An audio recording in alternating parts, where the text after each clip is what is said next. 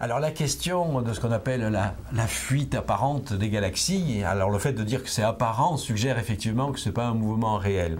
Ça a été un grand sujet de débat lorsque l'astronome américain Edwin Hubble et ses collaborateurs ont commencé à mesurer un phénomène qui s'appelle donc le décalage spectral vers le rouge, c'est-à-dire on prend le spectre d'une galaxie lointaine, on s'aperçoit qu'il est décalé vers la rouge, c'est-à-dire vers les basses fréquences, et c'est ce qu'on appelle en fait l'effet Doppler. Tout le monde connaît cet effet pour les ondes sonores, une source sonore qui s'éloigne nous paraît plus grave.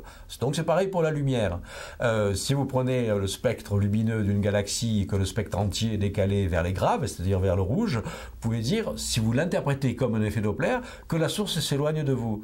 Oui, mais alors, quand on commence à découvrir que toutes les galaxies s'éloignent, sont décalées vers le rouge, et avec des vitesses d'autant plus grandes qu'elles sont plus éloignées, là ça commence à poser problème, parce que vous avez des vitesses, alors Hubble au début mesurait des vitesses de 500 km par seconde, ok, 1000 km par seconde, d'accord, puis les observations vont plus loin, 10 000 km par seconde, 30 000, 50 000, 200 000 km par seconde, comment des objets aussi gigantesques que des galaxies pourraient avoir réellement ces mouvements propres?